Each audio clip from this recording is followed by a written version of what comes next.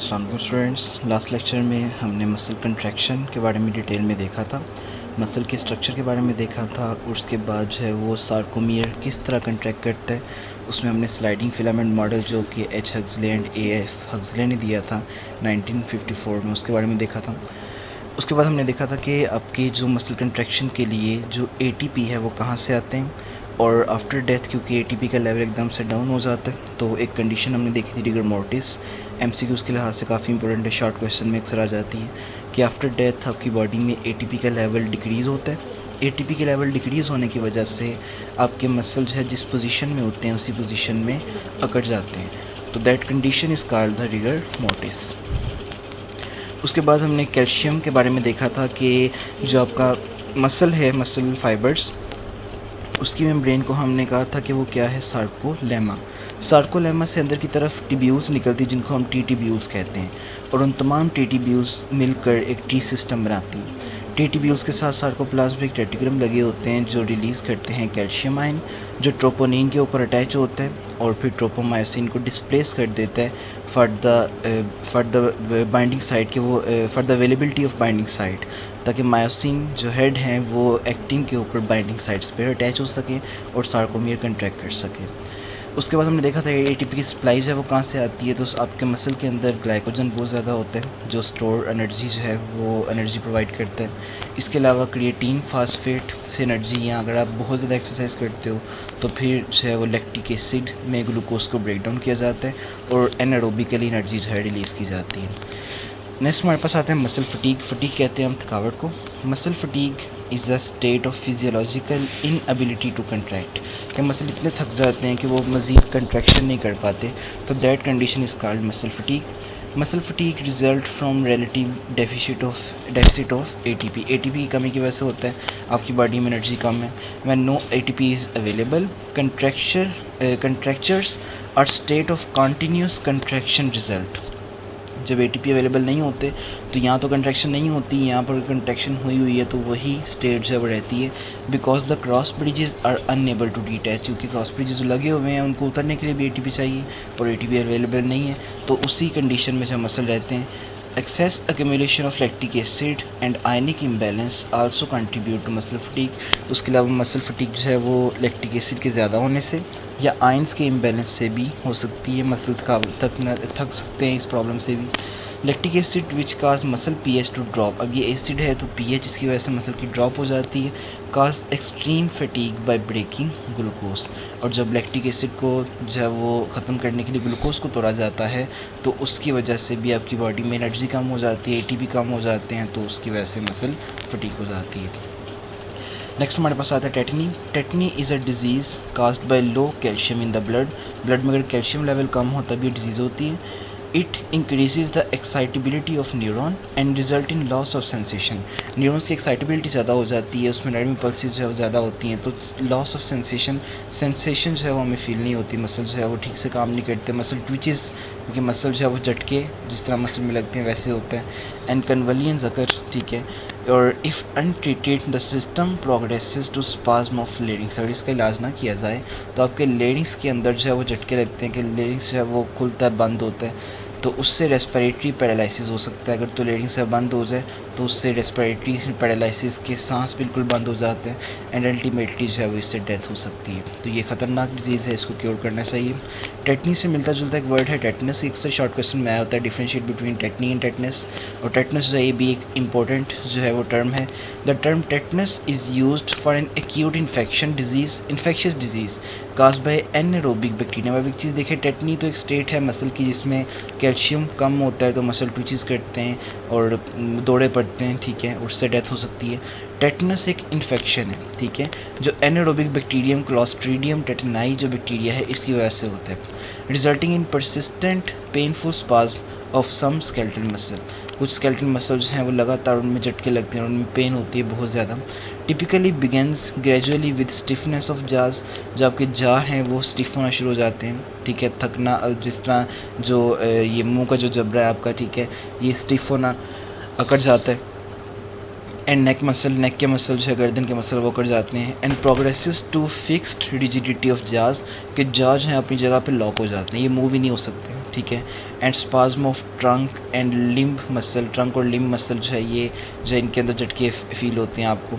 Usually fatal due to respiratory failure, अगर तो respiration में जो है वो जिस तरह हमने ऊपर पढ़ा था लिरिक्स के अंदर स्पाज्म आते हैं, तो यहाँ पर अगर आ जाए रेस्पिरेटरी सिस्टम में तो रेस्पिरेशन जो है वो फेल हो जाती है, कम्प्लीटली सांस रुक जाते हैं।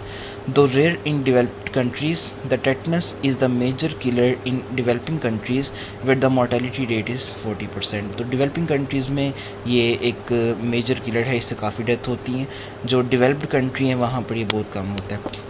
क्रैम्प अक्सर क्या होता है कि जिस तरह हम कहते हैं कि मसल जो है वो सारा दिन की थकावट के बाद मसल जो है वो अकड़ जाता है, ठीक है। तो रात के वक्त थकावट होती है तो हमें यूँ लगता है कि जिस तरह मसल जो है एक दूसरे के ऊपर जो है वो एक मसल जो है दूसरे मसल के ऊपर जो है वो आगे यूँ हमें फील होता है, तो थकावट जो है जिससे बहुत ज़्यादा होती है। It is usually known as tetanic contraction of entire muscle, पूरे का पूरा मसल ऐसे लगता है जैसे अकड़ गया है, कुछ सेकंड के लिए भी हो सकता है या समटाइम्स ये काफ़ी देर के लिए होता है। It last for a few second to several hours causing the muscle to become taut and painful, muscle बिल्कुल सख्त हो जाता है और उसमें पेन होना शुरू हो जाती है। It is most common in thigh and hip muscle, thigh muscle क्योंकि हम सारा दिन काम करते हैं तो थक जाते हैं तो रात के टाइम ये अक्सर अकड़ जाते हैं, ठीक है। या hip muscle it usually occur at night और आफ्टर एक्सरसाइज।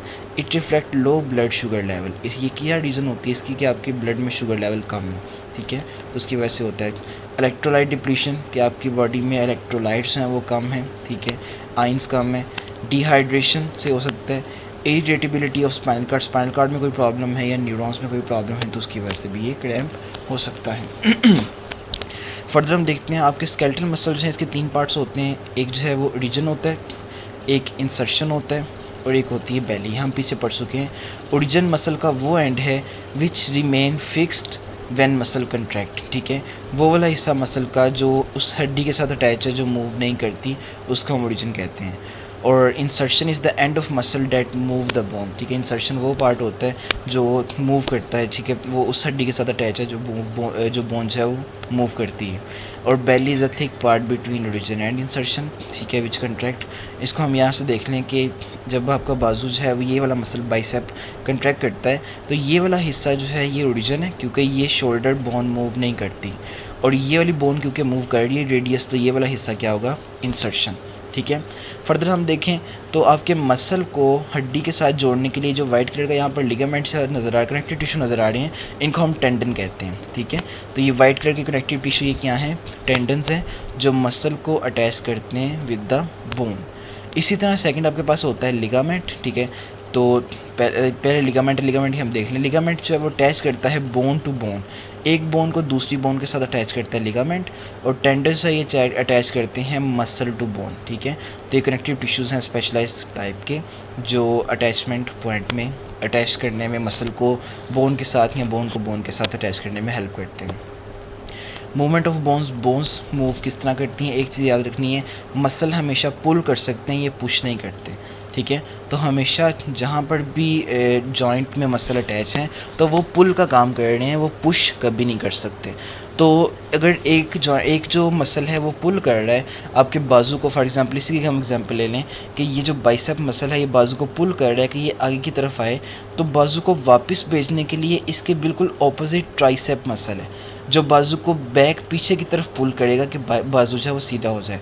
तो इस ऑपोजिट अरेंजमेंट को हम कहते हैं एंटागोनिस्टिक अरेंजमेंट, ठीक है, कि दोनों मसल एक दूसरे के ऑपोजिट काम कर रहे हैं। बाइसेप बाजू को बेंड करवा रहे हैं, ठीक है, यूँ, और ट्राइसेप जब कंट्रैक्ट करता है तो बाजू को नीचे की तरफ फोर्स लगती है, जो पुल की फोर्स लगती है, उसकी वजह से बाजू जो है वो सीधा हो जाता है। तो दोनों मसल एक दूसरे के क्या कर रहे हैं, ऑपोजिट काम कर रहे हैं। This relationship is called the antagonistic. Total आपकी बॉडी में 650 मसल्स हैं और मोस्ट ऑफ द मसल्स हैं वो एंटागोनिस्टिक होते हैं, जो स्केलेटल मसल्स हैं, ठीक है। तो वो लिवरेज सिस्टम जो है वो आपके मसल्स आपकी बोन्स को मूव करवाने में हेल्प करते हैं। बेस्ट एग्जांपल इसकी वही है, the best example is the movement of elbow joint by bicep and tricep. The bicep bend the arm at the elbow joint, bicep जो है बेंड करता है आर्म को, एंड ट्राइसेप स्ट्रेटन इट, और tricep जो है बाजू को बिल्कुल सीधा करता है। यहाँ बाइसेप काम कर रहा है, यहाँ ट्राइसेप काम कर रहे हैं। The bicep brachii muscle arises by 2 heads from the scapula. अब बाई का मतलब 2 है, तो बाइसेप मसल जो है वो यहाँ से 2 हेड से जो है वो ओरिजिनेट हुआ है, निकला हुआ है यहाँ से, इसलिए हम इसको जो है वो बाइसेप कहते हैं। बाई का मतलब ही होता है 2, और ट्राइसेप जो है ये 3 पॉइंट से जो है ओरिजिनेट हुआ होता है, इसलिए हम इसको ट्राइसेप कहते हैं। जो बाइसेप है वो स्कैपुला से 2 हेड से निकला हुआ है and is inserted into the medial surface of the radius bone. Radial surface की रेडियस जो बोन है यहाँ से, रेडियस और अल्ला में से रेडियस के ऊपर जो है वो सेंटर में आकर यहाँ पर ये अटैच हो जाता है इस एरिया में, ठीक है। The other 2 muscles lie below the bicep BRCA, या भी बाइसेप मसल के नीचे भी 2 मसल होते हैं, उनका नाम क्या है, ब्रैकियालिस, और दूसरा है ब्रैकियोरेडियलिस। तो ये 2 मसल्स हैं। जो ब्रैकियालिस है ये अल्ना के अंदर इंसर्ट होता है, और ब्रैकियोरेडियलिस नाम से ही ज़ाहिर है कि ये रेडियस के अंदर जब इंसर्ट होगा। When these muscles contract, they lift radius and ulna and bend the arm at the elbow joint। तो ये मसल सारे कंट्रैक्ट करते हैं तो आपका जो ये आर्म है ये यू बेंड हो जाता है, ठीक है। इसी तरह when tricep contract, it straightens arm at the elbow। जब ट्राइसेप कंट्रैक्ट करते हैं तो आर्म जो बिल्कुल सीधा हो जाता है। In the antagonistic pair, one muscle refers the effect of other and they do not contract simultaneously। तो ये इकट्ठे कंट्रैक्ट नहीं करते, एक कंट्रैक्ट करता है उसके बाद दूसरा कंट्रैक्ट करता है और दूसरा मसल पहले के इफेक्ट को कैंसिल कर देते हैं। उसके बाद हम देखते हैं locomotion in Protoctista and invertebrates. पहला ऑर्गेनिज्म आपके पास है यूग्लिना। यूग्लिना के बारे में देखते हैं ये लोकोमोशन कैसे करता है। यूग्लिना जो है अगर इसकी हम बॉडी देखें तो यूग्लिना की बॉडी जो है वो ये यूँ होती है, ठीक है, यूँ इसकी बॉडी होती है और इसकी बॉडी की एक तरफ जो है फ्लैजिलम होता है। अब यूग्लिना करता क्या है, ये अपने फ्लैजिला को बीट करता है। जब फ्लैजिला बीट करता है तो जब ये फ्लैजिलम जो है बीट करता है तो पूरी बॉडी जो है वो फॉरवर्ड मूव करती है, ठीक है। जब फ्लैजिलम बैकवर्ड मूव करता है तो बॉडी फॉरवर्ड मूव करती है, लेकिन जब फ्लैजिलम फॉरवर्ड मूव करता है तो बॉडी बैकवर्ड नहीं जाती, ठीक है। इसी तरह इससे यूग्लिना की बॉडी के यहाँ पर और इस तरफ मसल जो होते हैं दीज आर कॉल्ड मायोनीम्स। जब ये मसल कंट्रैक्ट करते हैं तो यहाँ पर देखें कि यूग्लिना की बॉडी जो है वो मसल कंट्रैक्ट किए हैं तो बॉडी जो है वो ब्रॉड हो गई है, ठीक है, और थिक हो गई है काफ़ी ज़्यादा और शॉर्ट हो गई है, ठीक है। आगे और पीछे से शॉर्ट हो गई है, ठीक है, छोटी हो गई और मोटी हो गई है, ठीक है, यहाँ पर बॉडी। फिर इसी तरह जब ये साइडों वाले मायोनीम्स मसल रिलैक्स होंगे तो बॉडी जो है वो लंबी हो जाएगी, ठीक है, और पतली हो जाएगी। तो यूँ भी यूग्लिना जो है वो फॉरवर्ड मूव करता है, अपनी बॉडी को जो है वो यूँ गोल थिक करके फिर फ्लैट करके अर्थवर्म लाइक, ठीक है। तो इस स्पेशल मूवमेंट को हम यूग्लिनॉइड मूवमेंट कहते हैं, जिसमें अपने मसल्स को कंट्रैक्ट रिलैक्स करता है और बॉडी को फॉरवर्ड मूव करते हैं। इसी सारे फिनोमिना को जो है वो हम रीड करते हैं अब यहाँ से। Euglena move with the help of flagellum. As the flagellum is whipped backward the organism move forward, ठीक है। However when the flagellum move forward the Euglena does not move backward, ठीक है। तो ये हमने पीछे देख लिया। Locomotive flagellum is at the anterior end of the body, ठीक है, and pull the organism forward. जो ये फ्लैजिलम है ये बॉडी को फॉरवर्ड पुल करता है, जिस तरफ जो है वो फ्लैजिलम होता है उसी डायरेक्शन में बॉडी मूव करती है। Waves of activity are generated by the flagellum. Flagellum जो है वेव ऑफ एक्टिविटी जनरेट करता है जो बेस से स्टार्ट होती है और एंड तक जाती है, ठीक है। वही वेव जिसकी वजह से पूरी बॉडी जो है की तरफ मूव करेगी और पूरी बॉडी स्पाइरल फैशन में घूमते हुए आगे की तरफ मूव करती है। And they pass in a spiral fashion from its base to tip. They increase the amplitude and velocity, से एम्पलीट्यूड और वेलोसिटी इंक्रीज होती है। The activity note on flagellum causes the body of Euglena to rotate forward about its axis. तो अपने ही axis पे Euglena move rotate करता हुआ फॉरवर्ड मूव करता है। इसके अलावा Euglena is able to change its direction by active contractile मायोनीम्स। ये मसल्स हैं विच run along the length of its body. When they contract, the shape of the body as well as its direction change। जैसे हमने diagram में देखा shape of the body change हो जाती है। First the body becomes short and wider, छोटी हो जाती है और मोटी हो जाती है at the anterior end and then in the middle and later in the posterior end। ये जो contraction relaxation है ये आगे से पीछे की तरफ जो है वो वेव फैलती है। This characteristic movement is called the euglenoid movement। इस मूवमेंट को हम यूग्लिनॉइड मूवमेंट कहते हैं और इससे पूरा यूग्लिना जो है वो फॉरवर्ड मूव करता है। तो दो तरह से मूव करते हैं, या तो फ्लैजिला के ज़रिए या फिर मायोनीम्स जो हैं वो यूग्लिनॉइड मूवमेंट करवाने में क्या करते हैं, हेल्प करते हैं।